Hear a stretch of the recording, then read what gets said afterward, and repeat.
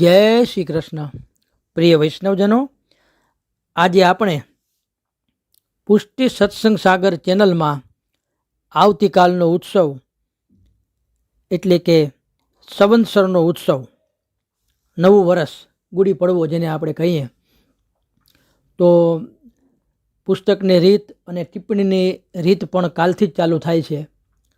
નવી ટિપ્પણી કાલથી બદલે છે.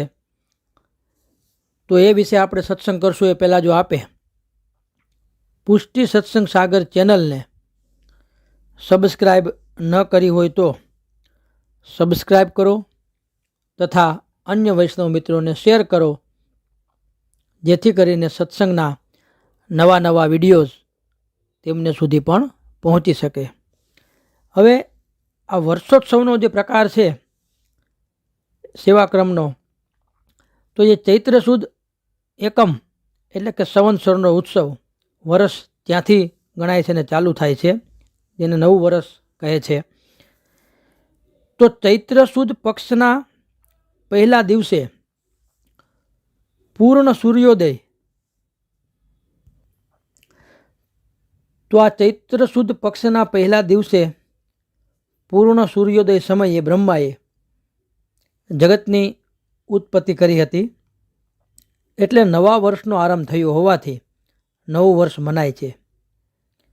આ દિવસે શ્રી પ્રભુને લીમડાના પાનની કૂપણો, જે મોર અને તેમાં મિશ્રી, એલચી પધરાવી પ્રભુને ધરાય છે. તેમની ભાવના જાણવા પ્રમાણે કે છે એ લીમડાની કૂણી કૂપણો શ્રી સ્વામીજીના ભાવથી, મિશ્રી શ્રી યમુનાજીના ભાવથી, એલચી કુમારિકાઓના ભાવથી અંગીકાર થાય છે. ચૈત્ર સુદ પડવાથી દસમ સુધી દશેરા ગણાય છે. તેમાં શ્રી સ્વામીજીના મુખ્યતાનો ભાવ છે. એટલે લાલ છાપાના વસ્ત્રો શ્રી મસ્તકે લાલ છાપાની કુલ્હે ધરાય અને રાજભોગ સમયે સારંગ રાગમાં પરમાનંદદાસજીનું કીર્તન બોલાય છે. ચૈત્ર માસ સંવત્સર પરવા વરસ પ્રવેશ ભયો હે આજ, કુંજ મહેલ બેઠે પિય પ્યારી, લાલ નયે હેરે નૌતન સાજ, આપુહી કુસુમ હાર ગુહી લીને, ક્રીડા કરત લાલ મન ભાવત, બીરી દેત દાસ પરમાનંદ, હરખ નિરખ જસ ગાવત.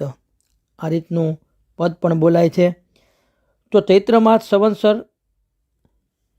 નવા વર્ષનો પ્રારંભ, અને અષ્ટસાપ ભક્ત કવિ પરમાનંદદાસજી આ રચના કરે છે કે આજે ચૈત્ર માસના પડવાના દિવસે નવા સંવત્સર વર્ષનો પ્રારંભ થયો છે અને નવા સાજ અને વસ્ત્રો ધારણ કરી પુષ્પોના કુંજ મહેલમાં શ્રી યુગલ સ્વરૂપ પ્રિયા પ્રીતમ,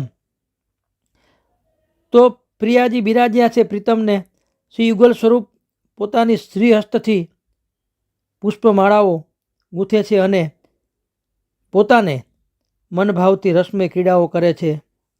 શ્રી પરમાનંદદાસજી પોતાના આધિદેવિક સખી સ્વરૂપે શ્રી યુગલ સ્વરૂપને પાનની બીડી આરોગાવે છે અને આ લીલાના દર્શન કરતા હરખાઈને તેના યશોગાન ગાય છે. તો આ રીતે ચૈત્ર સુદ એકમથી સેવામાં પણ થોડો ઘણો ક્રમમાં ફેરફાર થાય.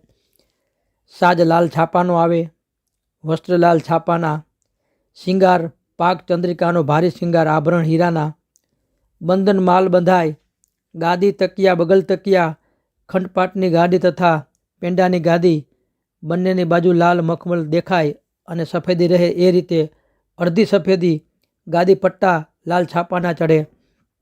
મંગલા બાદ અભ્યંગ થાય, ત્યારબાદ લાલ સુતરાવ તનિયો, વસ્ત્ર લાલ છાપાના કિનારીદાર, ખુલ્લે બંધનો વાગો, સુથન કેસરી છાપાની કિનારીદાર, સુથન પર કટી પેંચ ધરે, ઠાડું વસ્ત્ર લીલું, પાગ લાલ છાપાની, શ્રીકંઠમાં હીરા અને મોતીની માલા, પોંચી, બાજુબંધ, કરણફૂલ, શિરપેંચ, કલંગી, શીશફૂલ, હીરાના લટકણ મોતીની, એક મોરપીંછની ચંદ્રિકા, ચરણારવિંદમાં નુપુર જેહર, સુથન પર કટીપેંચ સાથે નાડીના જાબા ધરે.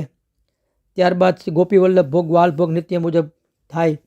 રાજભોગમાં સામગ્રીમાં મગની ધોવાદાળ, પાટિયાની સેવ, પાપડ, ભૂંજના, મીઠો શાક, છાશવડા, શીરો, ગુલાબ પાક, લીમડાના કોર, જે મોર હોય કુણા, બાંટ, બાસુંદી, ખીર, બુંદીના નંગ, રાયતા, સંધાણા ઇત્યાદિ નિત્યના ક્રમ મુજબ રાજભોગ આવે. રાજભોગ આરતી રૂપાના દીવડાની થાળીની થાય. આપણે હવેલીઓમાં અને મંદિરમાં જોતા હોય તો આ રીતનો ક્રમ ત્યાં વધારે હોય છે, જે નિત્ય ક્રમ મુજબ ચાલતું હોય ત્યાં. અને વૈષ્ણવને ઘેરે આપણે તો ભાવથી જે કંઈ બની શકે એ કરતા હોઈએ.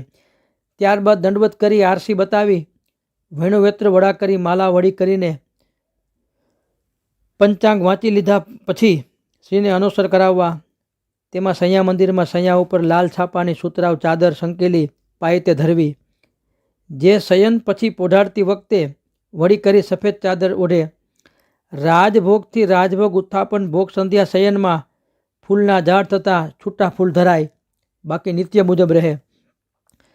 ચૈત્ર સુદ એકમથી ચૈત્ર સુદ નોમ સુધી મંગલા અને શયનમાં ઉપરણો ધરે.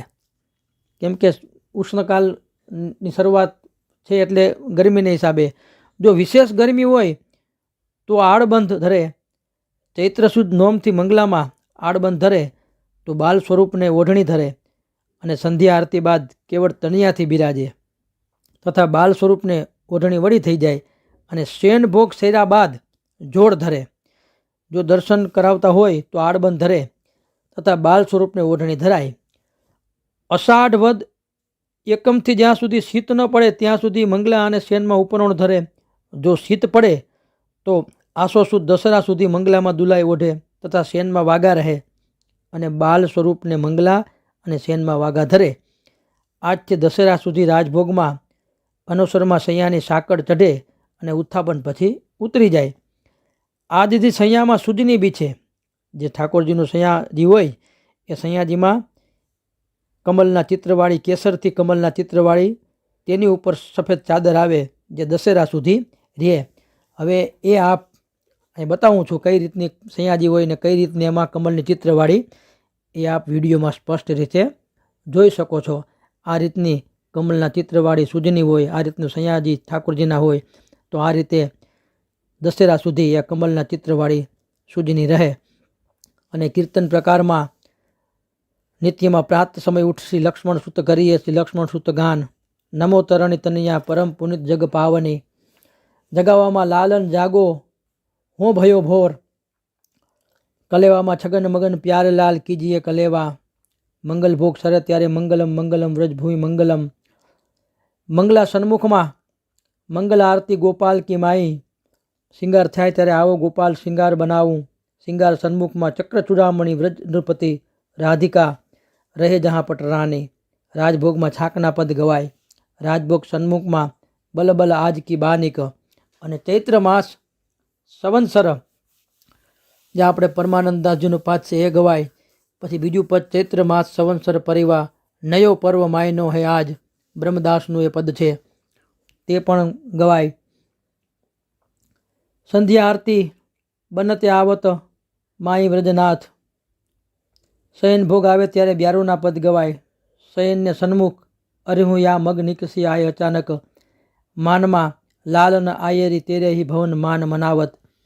પોઢવામાં રાય ગિરિધરન સંગ રાધિકા રાની અને આશ્રયમાં તરેટી શ્રી ગોવર્ધન કી રહીએ, કૃપા એક લાલન કી ચહીએ અને દ્રઢઈને તરણને કેરો ભરોસો. આ રીતે કીર્તનનો પણ ક્રમ રહે. તો બ્રહ્માજીએ સૃષ્ટિની રચના કરી તે પ્રથમ દિવસ એટલે સંવત્સરનો ઉત્સવ ચૈત્ર સુદ પડવો એકમના દિવસે, જેને ગુડી પડવો પણ કહેવામાં આવે છે. તો આ જાણકારી હતી એટલે આપણે પ્રસ્તુત કરી. શ્રી વલ્લભાધીશ કી જય.